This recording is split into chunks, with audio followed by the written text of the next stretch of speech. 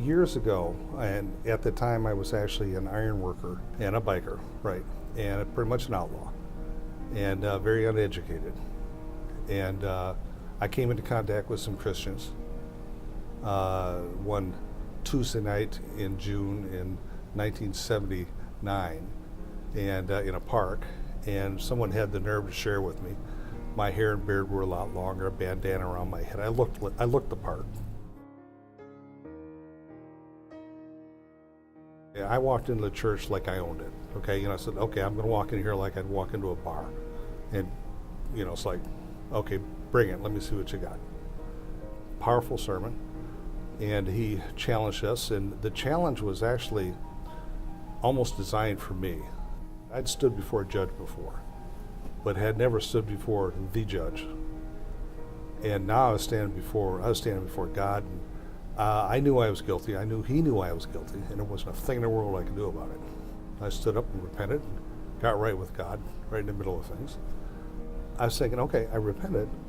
Now I'm supposed to get baptized, because that's what the scriptures had said. And so I just walked right up and said, hey, I need to get baptized. He looked at me and said, there's going to be a baptism tonight. By the way. Yeah. My life completely changed, 180 degrees difference, in part because the way that I was living was so obviously not Christian, that when God touched me, a lot of things just fell away.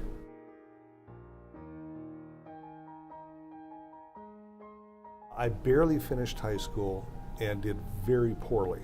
My wife, now she's an elementary teacher, and she actually sat down with me, row of A's, row of B's, row of C's, to get to where I could write where it was legible and you could actually read it, like you would with kids. You always take a math placement test. Some very basic math was on it. I literally could not do one single problem. Right. Not one. He says, do as much as you can. I said, you're looking at it. That's all I can do. What's the lowest level math class you've got? Well, it's a remedial math class, which is where I started out.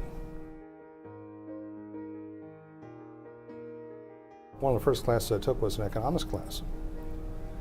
And at first I thought, well, this, economics, what's that? But he started talking about things I'd experienced.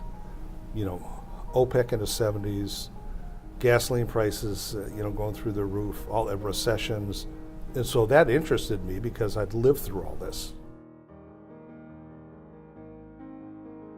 I really felt the Holy Spirit speak to me and say, go in as an ambassador for Christ. I made up my mind from the very beginning, I'm going to maintain my integrity. If it costs me my job, it costs me my job. And I actually replaced the senior economist who had just gone to prison for embezzlement.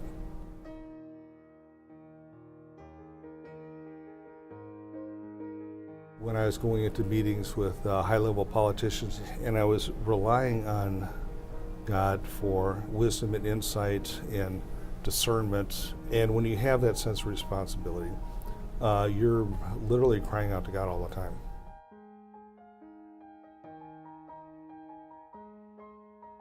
People should stop and think, life and all the various things that happen in life, death can't separate you, but you know what? Life can't separate you from the love of Christ either.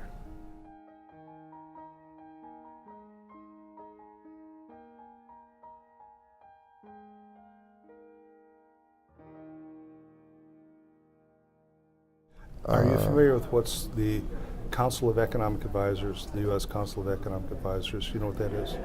I'm a priest. That's why I asked.